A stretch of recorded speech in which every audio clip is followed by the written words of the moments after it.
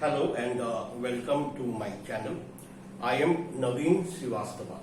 So in my effort to help you learn English, I have come up with a new word today which is a very interesting word, and the word is should. In this lesson we will be learning about how to use this word should correctly, and by the end of this video I hope that you will be able to have some command over the word so that you can use it in your day-to-day life easily. I will explain it to you with a few examples, and the examples are: the first one is you should study. Second one, we should respect our elders. I should exercise more.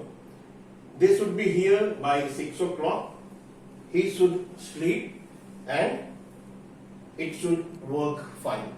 So if we take you through to the meaning of these sentences, पहला है you should study, तुम्हें पढ़ना चाहिए. In the second sentence we are saying we should respect our elders, हमें बड़ों का respect करना चाहिए. The third sentence says I should exercise more, मुझे और exercise करना चाहिए. They should be here by 6 o'clock. उन्हें 6 बजे तक यहाँ पहुंच जाना चाहिए. He should sleep. उसे सोना चाहिए. And it should work fine. Probably there is some gadget which was not working, and that was fixed by some expert, and that guy is saying that okay, it has been fixed now and it should work fine. इनके meaning पे अगर आप जाओगे कि ये क्या convey कर रहे हैं, तो आपको एक चीज दिखेगा कि मोस्ट ऑफन ये एडवाइस कन्वे कर रहा है, कुछ ना कुछ सलाह दिया जा रहा है कि ऐसा करना चाहिए. यू शुड स्टडी, तुम्हें पढ़ना चाहिए. We should respect our elders, that is हमें अपने बड़ों की इज्जत करनी चाहिए.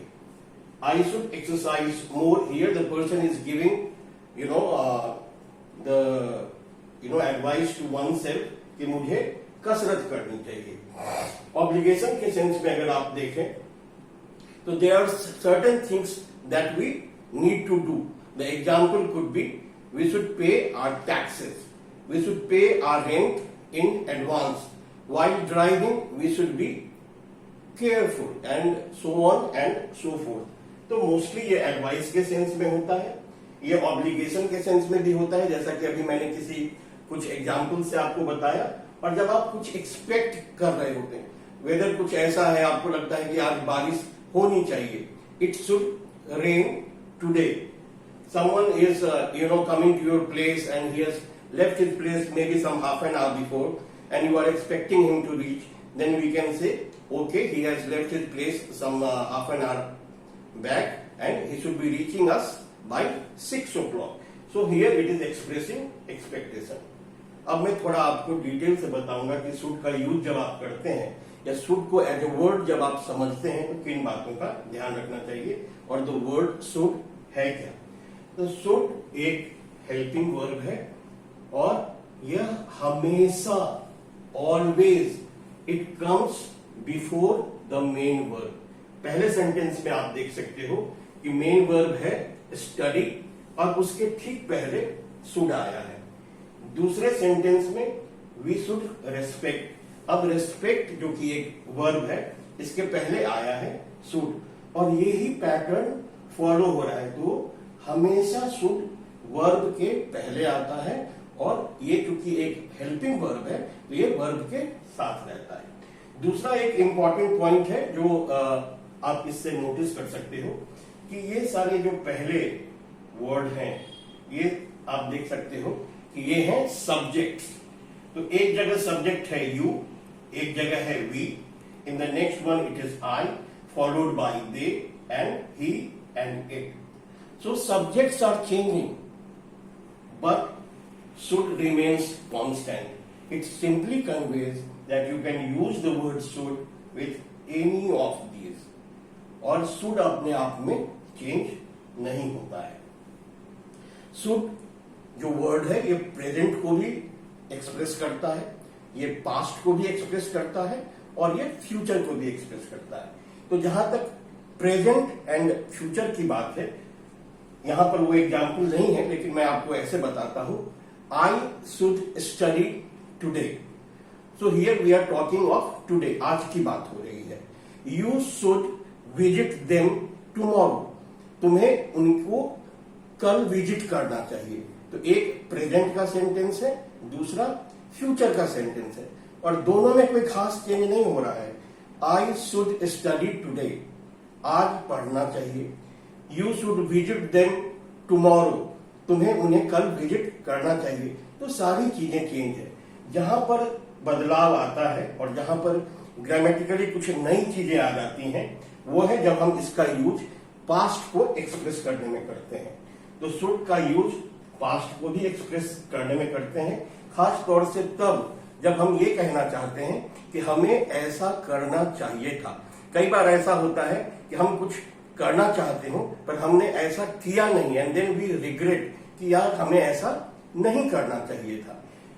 कई बार होता है कि ऐसा नहीं करना चाहिए था, कई बार हम सोचते हैं कि ऐसा करना चाहिए था। अगर हम आप इसको एग्जाम्पल से समझे, there is a sentence which says I should have called her. आपकी एक फ्रेंड है और आप उसका बर्थडे भूल गए और आपको लगता है अरे यार मुझे उसे कॉल करना चाहिए था, तो आप कहते हो आई शुड हैव कॉल्ड हर। यहीं से मैं आपको एक्सप्लेन करता हूं कि आप देखोगे कि शुड के साथ हैव आ गया है, और ये वर्ब जो है यहाँ पे जो बेस फॉर्म है वो वैसे तो कॉल है, पर इसका तीसरा रूप यूज हो रहा है which is called. In the next sentence we should have invited them. आपने अपने घर में एक पार्टी रखी है और आप किसी को बुलाना भूल गए, तो आप कहते हो अरे we should have invited them. अब यहां भी आप देखोगे कि वी शुड हैव के साथ जो ये वर्ब है which is in the root form, it is invite and it becomes invited. तो यहां ये वर्ब का तीसरा फॉर्म आ जाता है।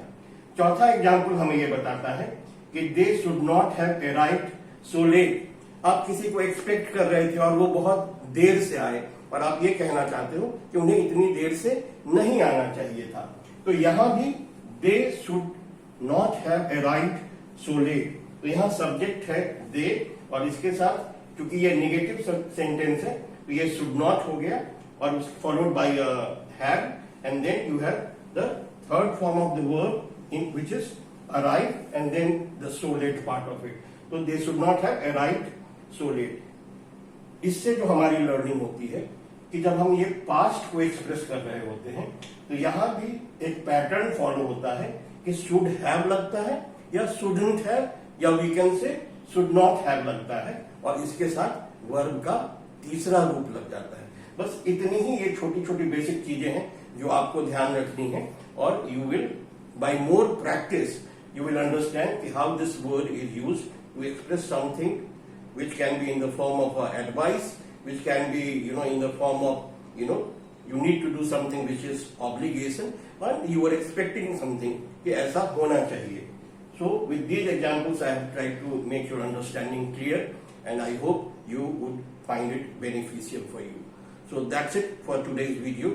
Thank you so much for your time, and keep tuned to my channel, because I'm every couple of days I'm trying to come up with some new words and some new videos that will help you acquire proficiency and learn English.